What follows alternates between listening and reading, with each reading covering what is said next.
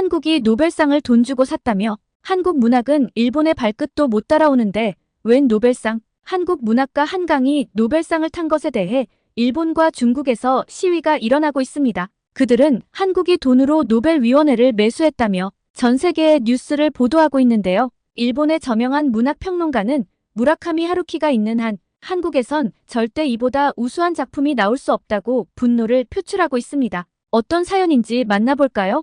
안녕하세요. 저는 도쿄에서 문학평론가로 활동하고 있는 타나카 케이스케입니다. 나이 48, 중년이라 불리는 나이지만 문학에 대한 열정만큼은 여전히 청년이라고 자부할 수 있죠. 특히 일본의 자랑스러운 위인인 무라카미 하루키의 작품을 대할 때면 말이에요. 이날도 저는 아침에 일어나 평소와 같이 커피를 내리며 하루를 시작했습니다. 오늘은 노벨상 수상이 있는 날이에요. 갑자기 들이닥친 긴장감에 창밖 도쿄의 분주한 거리를 바라보는데 왠지 모를 불안감이 스치더라고요. 휴대폰을 집어들었죠. 그리고 그 순간 제 세상이 무너져 내렸습니다. 한국 작가 한강 노벨 문학상 수상, 아시아 최초 한국 여성 작가 노벨상 수상. 믿을 수 없었어요. 눈을 비비고 다시 봤지만 헤드라인은 변함없었죠. 어떻게 이럴 수가, 일본이 아니라고? 한국? 말이 돼? 하다못해 중국 작가가 유력하다는 말도 있었는데 말입니다. 웬 뜬금없는 한국 작가죠. 저는 머릿속이 혼란스러웠어요. 어떻게 그녀가 일본의 저명한 작가들을 제치고 노벨상을 받을 수 있었을까요? 한국의 문학은 일본의 발끝도 못 따라오는데 말입니다. 저는 순간 화가 났습니다. 하루키의 팬으로서 또 일본 문학의 옹호자로서 이건 받아들일 수 없었죠. 휴대폰을 던지다시피 내려놓고 옷을 갈아입고서 평소보다 일찍 회사로 향했습니다. 동료들이 모여 한국의 노벨문학상 기사를 훑어보고 있었어요. 타나카 씨 들었어요? 한국 작가가 노벨상을 탔네요. 대꾸할 기분이 아니었습니다. 그저 대충 고개를 끄덕이고서 자리로 향했어요. 하지만 저도 모르게 컴퓨터를 켜고 뉴스를 검색하고 있었죠. 한국의 노벨문학상 모든 매체가 한국의 수상 소식을 다루고 있었어요. 일본 문학가들의 이름은 어디에도 없는 게 한탄스러웠습니다. 순간 분노도 치밀어 올랐어요. 어떻게 이럴 수가 있지? 한국 문학이 일본 문학을 앞선다고? 말도 안 되는 일이거든요. 일본 문학은 세계적으로도 유명할 뿐더러 한국에서도 베스트셀러로 뽑히지 않았나요? 게다가 한강? 저는 그녀의 작품을 제대로 읽어본 적도 없는데 말입니다. 그때 동료들의 대화가 귓가에 들려왔어요. 한국 문학이 이렇게 대단했나? 아시아 최초의 한국 작가가 노벨상을 받다니 놀랍지 않아? 그들의 말에 귀를 막고 싶었습니다. 인정하고 싶지 않았어요. 점심시간에도 카페테리아에서도 한강 얘기뿐이었죠. 저는 구석에 앉아 음식을 씹었지만 아무 맛도 느껴지지 않았어요. 머릿속은 온통 무라카미 하루키와 한강, 그리고 한국의 노벨상으로 가득 찼습니다. 일본의 문학이 밀려난 것처럼 느껴져 괴로웠습니다. 저는 시간이 어떻게 흘러갔는지도 모를 정도로 멍해져 있었어요. 그런데 오후에 편집장이 저를 부르더라고요. 타나카 군, 한국 노벨문학상 수상에 대한 평론을 써주게. 자네가 우리 잡지의 주요 평론가 아닌가. 그 말에 가슴이 철렁 내려앉았습니다. 한국의 노벨상 수상에 대한 평론은 정말 죽어도 하기 싫었어요. 하지만 편집장님, 저는 한강의 작품을 잘 모를 뿐더러 한국 작가나 한국 작품에 대해 쓰고 싶지도 않습니다. 그래서 더 좋아 객관적인 시각으로 볼 수 있을 테니 한 주 뒤까지 원고를 부탁하네. 더 이상 거절을 할 수는 없었어요. 어쨌거나 이게 제 일이니까요. 하지만 마음은 무거웠습니다. 한국 작가에 대해 쓴다는 것 자체가 배신처럼 느껴져 괴로웠어요. 그렇게 자리로 돌아와 한강에 대해 검색하기 시작했습니다. 그녀의 작품 목록, 수상 경력, 인터뷰들을 읽으면 읽을수록 마음이 복잡해졌어요. 한국 문학의 작품성을 인정하고 싶지 않았지만 그녀의 이력은 무시할 수 없을 정도였죠. 글쎄요. 하루키의 작품과는 전혀 다른 분위기와 다른 주제를 저는 이해할 수 없었습니다. 어떻게 이런 작품이 노벨상을 받을 수 있는 거죠? 퇴근 시간에 책상 위 하루키의 책들을 바라봤어요. 그의 작품들을 읽으며 느꼈던 감동과 밤을 새워가며 썼던 평론들이 모든 게 무의미해진 것 같았습니다. 그리고 집으로 돌아가는 길에 저는 서점 앞을 지나다 발걸음을 멈췄어요. 한강의 책이 전면에 진열되어 있었거든요. 손이 저절로 뻗어갔지만 마지막 순간에 멈췄습니다. 아직은 받아들일 수 없었어요. 그렇게 집에 도착해 TV를 켰습니다. 뉴스에서는 여전히 한강 얘기뿐이었어요. 채널을 돌리고 또 돌렸지만 벗어날 수 없더라고요. 결국 TV를 끄고 침대에 누웠습니다. 저는 천장을 바라보며 생각에 잠겼어요. 제가 정말 문학을 사랑하는 건지 아니면 그저 하루키라는 우상을 숭배하고 있었던 건지. 그 생각이 가슴을 옥죄었습니다. SNS는 한강에 대한 찬사로 가득했죠. 짜증이 났지만 한편으로는 두려웠어요. 제가 뒤처지고 있는 건 아닐까? 세상이 변하고 있는데 저만 제자리에 멈춰 있는 건 아닐까? 눈을 감으며 한숨을 내쉬었습니다. 내일은 어떻게 해야 할까? 한강의 책을 사야 할까? 아니면 계속 무시해야 할까? 어떻게 해야 하루키에 대한 제 사랑을 지키면서도 문학평론가로서의 책임을 다할 수 있을지. 이런 혼란과 불안, 분노가 뒤섞인 채 저는 잠에 빠져들었습니다. 다음날 저는 책상에 앉아 컴퓨터를 켰습니다. 사실 내심 비판적인 리뷰를 쓸 계획을 세우고 있었어요. 이 작품이 정말 노벨상감일까? 의구심이 들었거든요. 한강의 책들을 구매하고 나니 묘한 기분이 들었습니다. 마치 금기를 끼는 것 같아 심장이 쿵쾅대더라고요. 하루키의 책들이 꽂힌 책장을 힐끗 바라봤죠. 미안한 마음이 들었습니다. 하루키 선생님, 이건 순전히 일 때문이에요. 한국은 일본에 절대 따라올 수 없습니다. 그리고 사무실에 도착하자 동료 미야자키가 다가왔습니다. 타나카 씨의 한강의 책 읽어봤어? 고개를 저으며 대답했습니다. 아직 곧 읽어볼 거야. 미야자키의 눈에 흥미로운 빛이 스치며 빛났어요. 정말 대단해요. 나는 채식주의자를 읽고 충격받았어. 그 말에 과연 어떤 내용일까? 정말 노벨상을 받을 만한 걸까? 의심과 호기심이 뒤섞였습니다. 점심시간 책상 위로 배달된 채식주의자를 바라봤습니다. 결국 점심을 먹으며 책을 읽었어요. 오후 내내 일에 집중하려 했지만 자꾸 그녀의 책이 손에 잡혔습니다. 이상하게 끌리면서도 거부감이 들었달까요? 퇴근 후 집으로 돌아와 본격적으로 읽기 시작했습니다. 페이지를 넘길수록 묘한 매력을 느꼈고 저는 새벽 2시가 되어서야 책을 덮을 수 있었습니다. 머릿속이 복잡했죠. 이게 정말 노벨상 받은 작품인가? 하면서도 한편으론 인정하고 싶지 않은 감정이 들었어요. 저는 결국 채식주의자 리뷰를 쓰기 시작했습니다. 하지만 쉽지 않았어요. 비판하려 했던 마음과 달리 작품의 깊이에 대해 인정하고 싶은 마음이 들었습니다. 내적 갈등이 심해졌거든요. 처음 의도와는 다르게 꽤 긍정적인 평가가 되어 스스로 당황했습니다. 하지만 여전히 확신은 들지 않았죠. 이게 정말 제 솔직한 생각일까?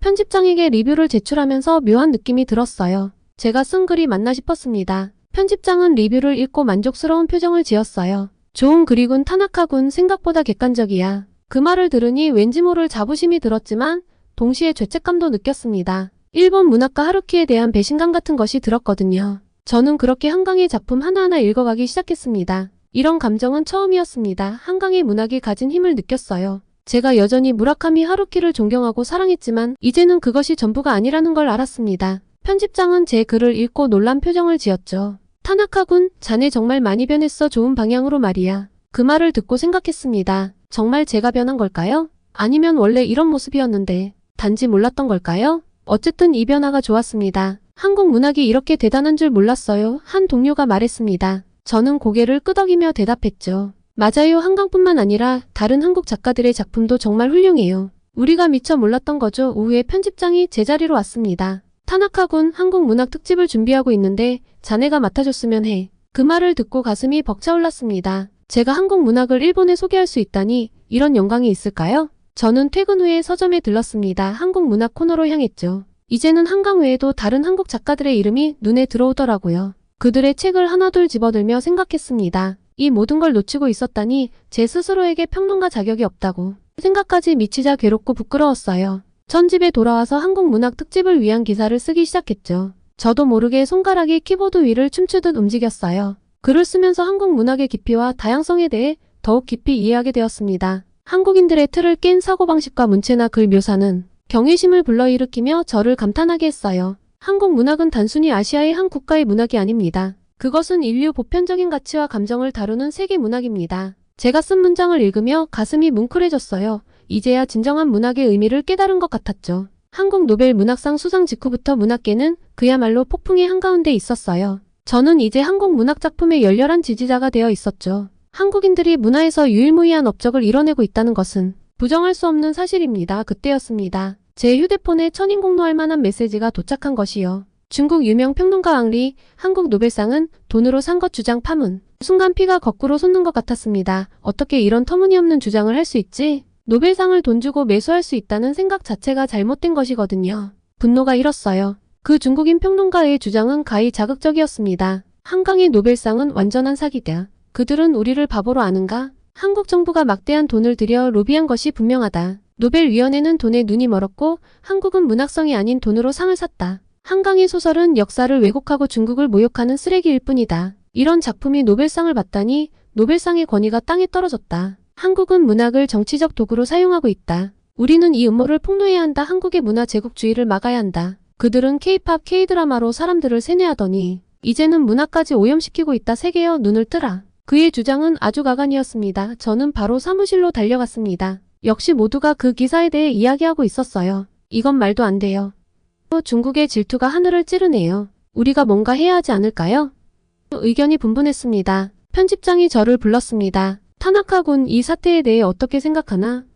잠시 고민하다 대답했습니다. 편집장님, 당연히 터무니없는 말이죠. 제가 직접 이 주장의 진위를 파헤쳐 보겠습니다. 편집장은 흔쾌히 승낙했어요. 그 즉시 재조사가 시작되었습니다. 먼저 노벨위원회 관계자들과 연락을 취했어요. 쉽지 않았지만 끈질긴 노력 끝에 한 관계자와 통화할 수 있었습니다. 우린 매년 그런 터무니없는 주장들을 듣죠. 노벨상의 권위는 그런 하찮은 소문에 연연치 않아요. 한국 문학가의 수상은 순전히 그녀의 문학성 때문입니다. 그 어떤 외부 요인도 개입되지 않았어요. 다음으로 세계 각국의 문학평론가들을 접촉했죠. 프랑스의 가장 권위 있는 문학 잡지 중 하나인 NRF의 저명한 평론가 피에르는 이렇게 말했습니다. 한강의 작품은 인간 존재의 본질을 파고듭니다. 한국 문학은 국경을 초월합니다. 미국의 유명한 문학 잡지인 페리스 리뷰의 평론가 제시카도 한강을 옹호했습니다. 한국 작가 한강의 작품들은 최고의 소설 중 하나입니다. 한국의 노벨 문학상은 당연한 결과죠. 하지만 황리의 주장을 지지하는 목소리도 있었어요. 중국의 또 다른 평론가장 웨이는 이렇게 말했습니다. 한국 정부가 막대한 자금을 투자해 노벨상 로비를 했다는 소문은 사실입니다. 이는 조사해볼 가치가 있죠.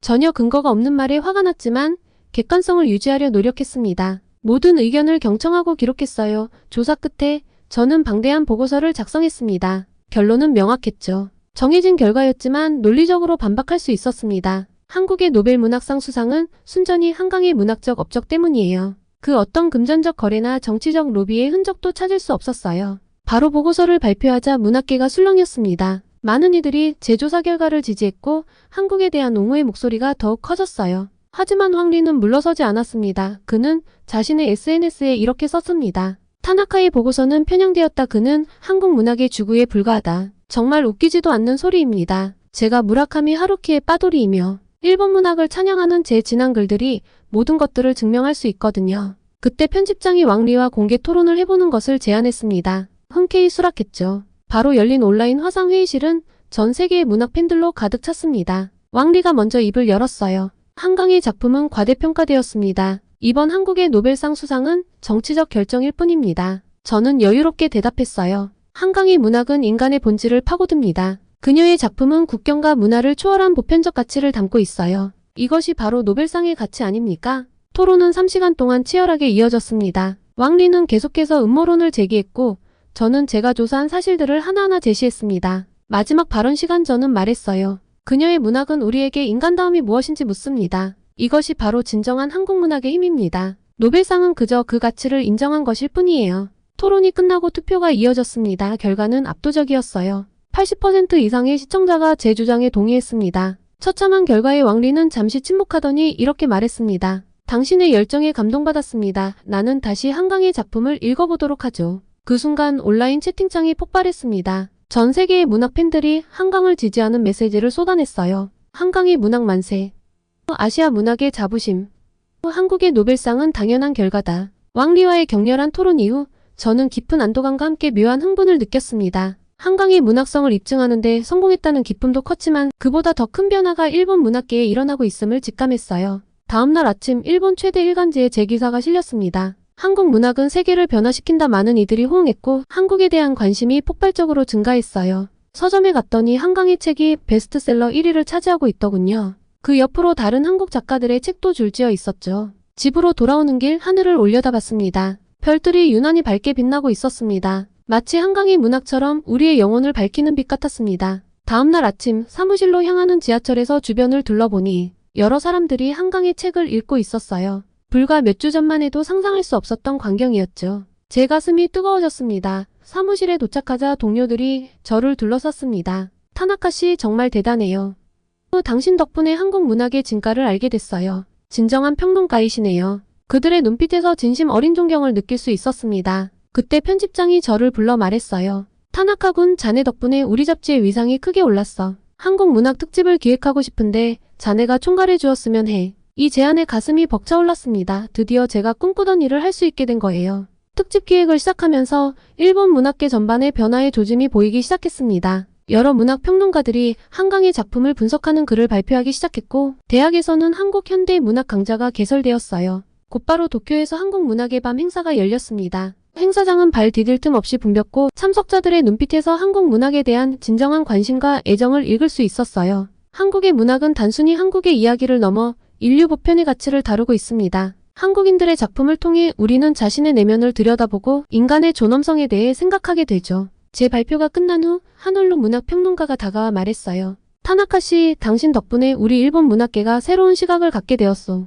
한국 문학에 대한 우리의 편견을 깨는 데 큰 역할을 해주었소. 이 말에 가슴이 뭉클해졌습니다. 제가 정말 의미 있는 일을 하고 있다는 확신이 들었습니다. 그러나 모든 것이 순탄했던 것은 아닙니다. 일부 보수적인 문인들은 여전히 한국 문학의 가치를 인정하지 않았고 일본 문학의 정체성을 잃게 될 것이라며 비판의 목소리를 높였거든요. 하지만 이러한 반발은 오히려 한국 문학에 대한 관심을 더욱 증폭시키는 결과를 낳게 되죠. 논쟁이 벌어질수록 더 많은 사람들이 한국 작품을 직접 읽어보고자 했고 그 과정에서 한국 문학의 깊이와 아름다움을 발견하게 되었어요. 어제 한 젊은 작가가 저를 찾아왔습니다. 타나카 선배님, 저는 한강의 작품에 깊은 영감을 받아 새로운 소설을 쓰기 시작했어요. 한국의 문학 기법을 일본의 정서와 결합해보려고 합니다. 이 말을 들으며 문학의 경계가 허물어지고 있음을 실감했어요. 한국 문학은 이제 일본 문학에 새로운 활력을 불어넣는 촉매제가 되고 있었습니다. 출판계에서도 변화가 일어나고 있다고 하더군요. 한국 문학 작품의 번역과 출판이 급증했고 한국어를 배우려는 사람들도 늘어났다고요. 서점에는 한국 문학 코너가 별도로 마련되었고 항상 많은 사람들로 붐빕니다. 한국이 이런 변화의 중심에 서 있다는 사실이 저를 압도했습니다. 한국 문학의 힘은 단순히 아름다운 문장이나 흥미로운 이야기에 있는 것이 아니라 인간의 마음을 움직이고 세상을 바라보는 시각을 바꾸는 데 특화되어 있죠. 이 깨달음을 바탕으로 저는 지금 한국 문학 새로운 지평을 열다라는 제목의 책을 쓰기 시작했어요. 이 책에서 저는 한강을 비롯한 여러 한국 작가들의 작품을 분석하고 그들의 문학이 어떻게 일본 문학계에 새로운 바람을 일으켰는지 서술하고자 합니다. 책이 출판되어 성공하면 저는 일본과 한국을 오가며 강연을 하고 싶군요. 강연을 통해 저는 양국의 문학이 서로 영향을 주고받으며 발전할 수 있다는 메시지를 전하고 싶습니다. 편집장이 저를 불러 말했습니다. 타나카-군, 자네를 우리 잡지의 아시아 문학 섹션 책임자로 임명하고 싶네. 한국 문학을 중점으로 각 아시아의 문학을 소개하는 역할을 맡아주게. 이 제안에 저는 주저없이 승낙했습니다. 이제 제 시야는 한국을 넘어 아시아 전체로 확장되고 있었거든요. 모두 한국이 영감을 준 덕분입니다. 저는 집으로 돌아와 책장을 바라보았습니다.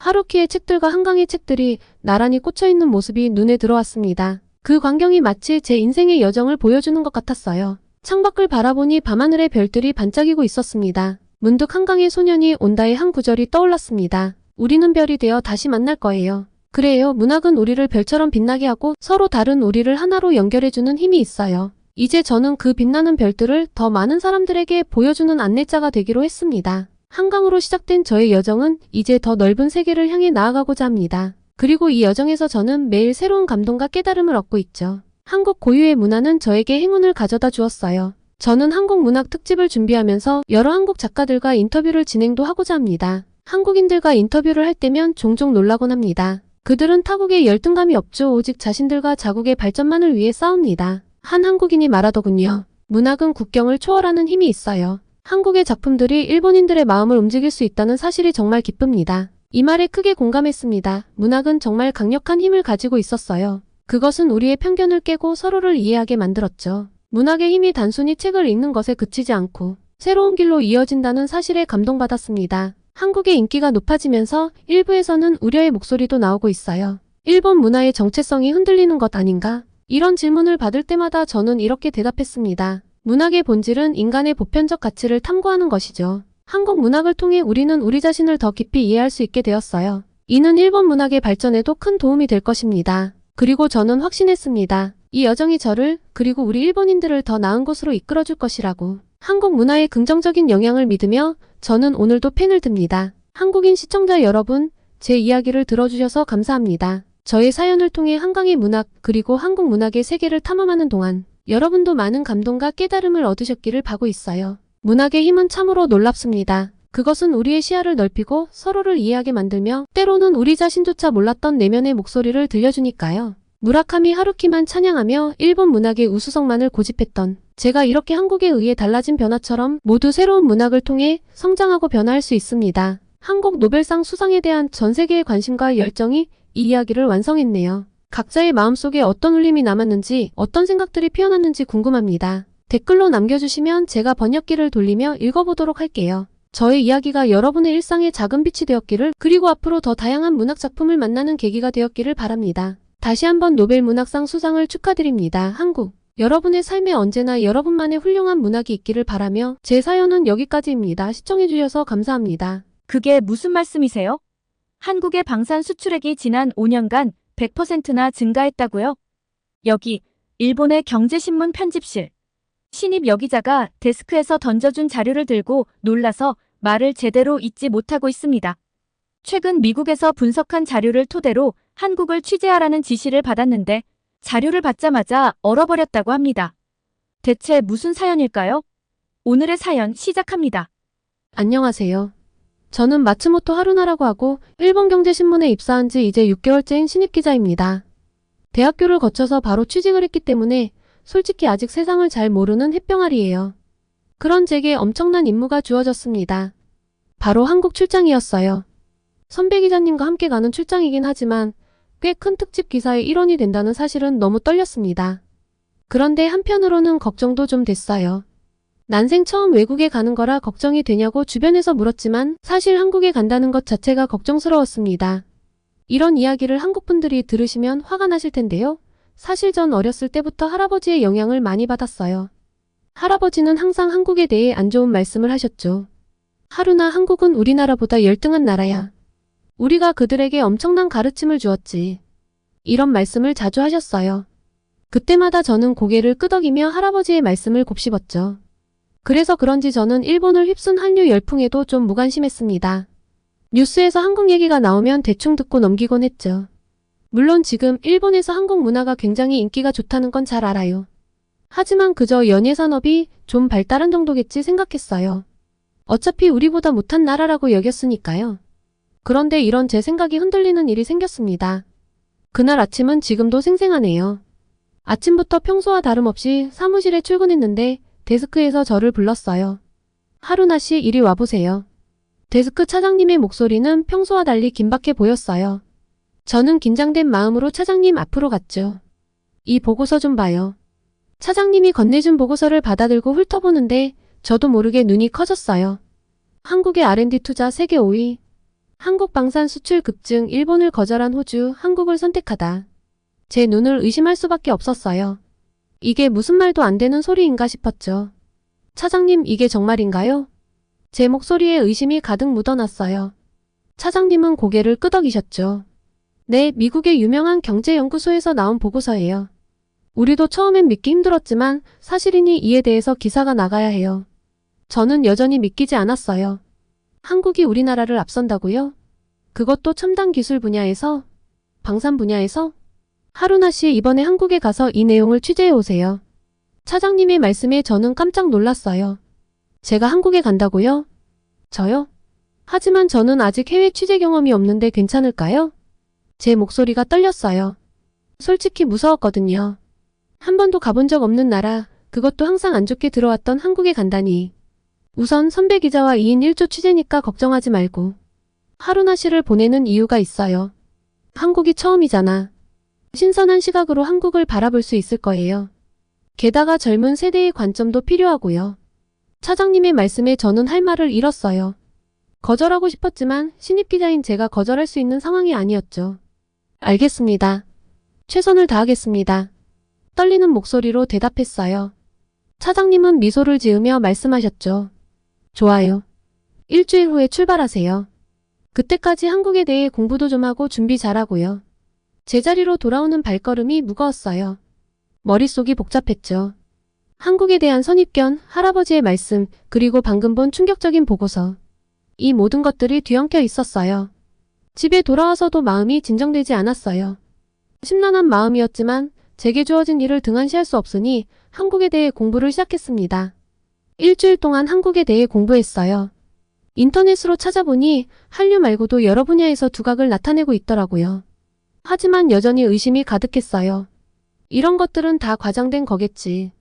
원래 어떤 조사나 연구는 어떤 관점에서 하느냐에 따라 달라져. 그렇게 생각하며 스스로를 위로했죠. 그리고 한국으로 떠나는 날을 맞이했습니다. 공항으로 향하는 차 안에서 저는 창밖을 바라보며 많은 생각을 했어요. 한국이 그렇게 대단한 나라라면 나는 왜 모르고 살았을까? 내가 배웠던 역사나 경제 관련 공부에서는 왜 한국을 제대로 언급하지도 않았을까? 비행기에 오르면서 마음을 다잡았어요. 저는 기자잖아요. 객관적으로 바라보자. 편견 없이 사실만을 보자. 그렇게 다짐하면서도 제 마음 한구석에는 여전히 의구심이 자리 잡고 있었죠. 하지만 이 의구심은 한국에 도착한 지 얼마 되지 않아 하나씩 무너지기 시작했어요. 인천공항에 도착했을 때부터 놀라움의 연속이었죠. 일본의 공항과는 뭔가 달랐거든요. 더 현대적이고 세련된 느낌이 들었어요. 하지만 그때까지만 해도 저는 여전히 의심의 눈초리를 거두지 않았어요. 겉모습만 그럴듯하게 꾸며놓은 거겠지라고 생각했죠. 인천과 서울의 화려한 모습도 도쿄와는 왠지 달랐습니다. 도쿄는 뭔가 칙칙하고 갑갑한 느낌인데 고층 빌딩이 똑같이 많지만 한국은 뭔가 생기가 넘치는 느낌이었는데요. 한국을 여러 번 온 선배는 이미 들떠서 신나하더라고요. 저도 뭔가 들뜨려 있는데 마음을 애써 다잡았죠. 취재에만 집중하기로 했습니다. 시간이 없으니 빠르게 움직여야 했죠. 첫 번째 취재지는 한국의 대표적인 R&D 연구센터였어요. 현대적인 건물 외관에 촌뜨기처럼 두리번거리고 있는데 미리 연락해둔 담당자분이 나왔습니다. 안내를 받으며 설명을 듣기 시작했죠. 담당자가 한국의 R&D 투자에 대해 설명해주기 시작했어요. 한국의 R&D 투자는 세계 5위 수준입니다. 그 말을 듣고 저는 깜짝 놀랐어요. 정말인가요? 그게 가능한 일인가요? 제가 의심스러운 눈초리로 물었죠. 담당자는 미소를 지으며 계속 설명했어요. 네, 유네스코 자료에 따르면 한국의 R&D 지출이 790억 달러로 전 세계에서 5위를 기록했습니다. 프랑스와 영국 같은 전통적인 유럽 선진국들을 앞섰죠. 우리 앞에는 미국, 중국, 일본, 독일뿐입니다.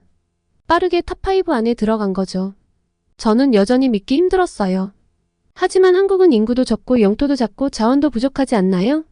어떻게 그런 성과를 낼 수 있죠? 담당자는 고개를 끄덕이며 말했어요. 맞아요. 많은 전문가들도 이 수치가 말이 안 된다고 했죠. 다른 선진국들은 모두 뭔가 치트키가 있어요. 인구, 영토, 자원 등등. 하지만 한국은 그중 뭐 하나 없죠. 그래서 더 놀라운 겁니다. 그의 설명을 들으며 저는 점점 더 혼란스러워졌어요. 만약 이게 사실이라면 정말 대단한 일이구나. 라는 생각이 들었죠. 담당자는 마지막으로 이렇게 덧붙였어요. R&D 투자는 국가의 미래를 좌우합니다. 이 순위는 앞으로 수십 년, 어쩌면 100년 이상 변하지 않을 수 있어요. 한국이 이 자리를 지키고 있다는 건 앞으로도 계속 선진국의 대열에서 멀어지지 않을 거란 뜻이에요.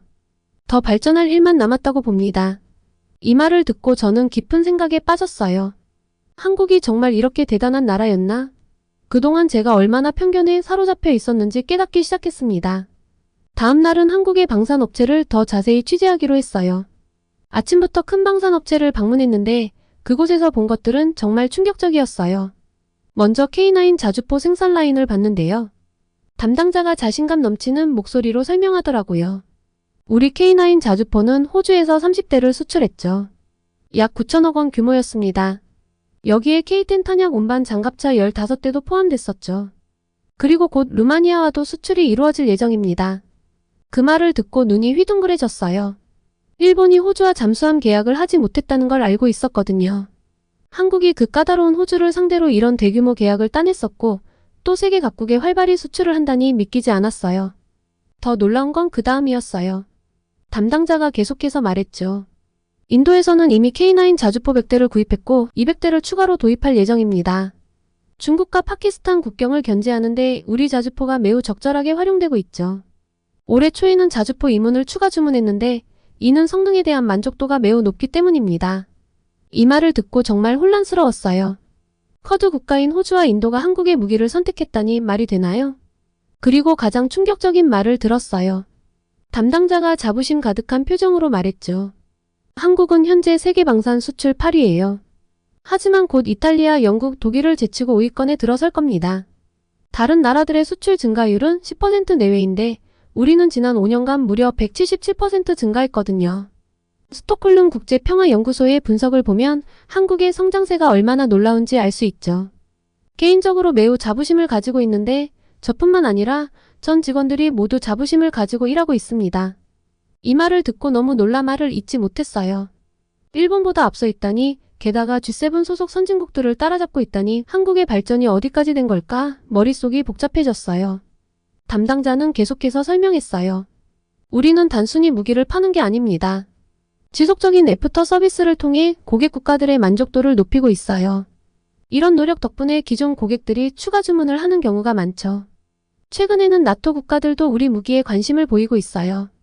이 모든 이야기를 들으면서 한국 방산 산업의 발전 속도와 규모에 정말 놀랐어요. 일본의 방산 산업이 정체되어 있다는 걸 알고 있었지만 한국이 이렇게까지 앞서 나가고 있다니 놀라웠죠. 분하지만 한국의 놀라운 발전을 인정할 수밖에 없었어요.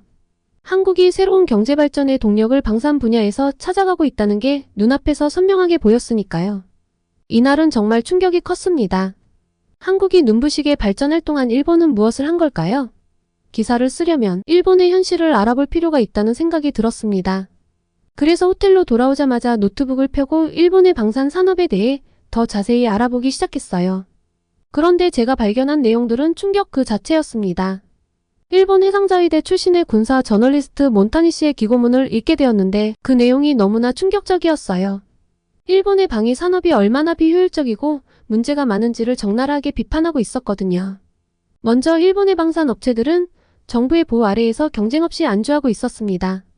전투기는 미쓰비시 중공업, 초계기는 가와사키 중공업, 중형 헬기는 호지, 중공업 비행정은 신메이와 같은 식으로 각 회사의 주력 제품을 정부가 미리 할당해주고 있다고 했죠. 이런 구조에서는 기업들이 서로 경쟁할 필요가 없으니 혁신이나 발전이 이뤄질 리 없다는 문제가 제일 컸습니다. 제 눈에도 보이는데 이걸 아무도 문제의식을 못 느꼈을까요? 게다가 계약 과정도 문제더라고요.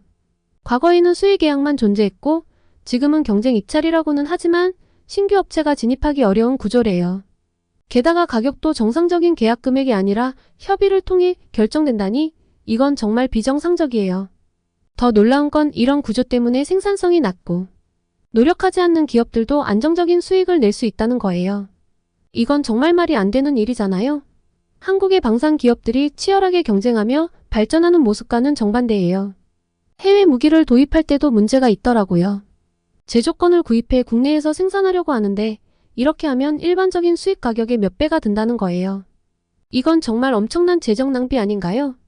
몬타니 씨는 일본의 방위 산업이 쇠퇴하고 있는 이유가 헌법이나 무기, 수출 3원칙 때문이 아니라 바로 이런 구조적인 문제 때문이라고 지적하고 있었어요. 그의 말에 따르면 일본산 무기는 성능이 떨어지고 사용하기 어렵고 신뢰성도 부족하대요. 그런데도 가격만큼은 세계 최고 수준이라니 이건 정말 심각한 문제죠. 가장 충격적인 건 일본의 방위 산업이 이미 한국과 중국에 밀렸다는 평가예요. 심지어 북한에게도 질 수 있다는 관측까지 나왔더라고요. 이건 정말 믿기 힘든 현실이었습니다. 이 모든 내용을 읽으면서 제 마음속에서 복잡한 감정이 일어났어요. 한편으로는 일본의 현실에 대한 절망감이 밀려왔고 다른 한편으로는 한국의 방산 산업에 대한 놀라움과 존경심이 커졌어요. 그리고 한국은 치열한 경쟁 속에서 끊임없이 혁신하고 발전하고 있는데 일본은 과거의 영광에 안주한 채 뒤처지고 있다는 사실이 너무나 뼈아팠어요. 특히 한국의 방산 수출이 급증하고 있다는 사실과 비교하면 일본의 현실은 정말 처참하다는 생각이 들었습니다. 이제야 한국이 왜 그렇게 빠르게 성장할 수 있었는지 이해가 갔어요. 끊임없는 혁신, 과감한 투자, 그리고 세계 시장을 향한 도전. 이 모든 것이 한국을 세계 4위의 방산 강국으로 만들어낸 원동력이었던 거죠. 일본의 군사 전문가도 인정한 한국의 성과를 보면서 제가 얼마나 편협한 시각을 가지고 있었는지 깨달았어요. 한국은 이미 우리가 생각하는 것 이상으로 발전해 있었고 앞으로도 계속 성장할 거라는 확신이 들었죠. 이런 현실을 마주하니 일본의 미래가 걱정되기 시작했어요. 우리도 한국처럼 변화해야 하지 않을까? 과거의 영광에 안주하지 말고 더 치열하게 경쟁하고 혁신해야 하지 않을까? 이런 생각들이 제 머릿속을 맴돌았습니다. 한국의 성공을 인정하는 게 쉽지는 않았지만 이제는 부정할 수 없는 현실이 되어버렸으니까요.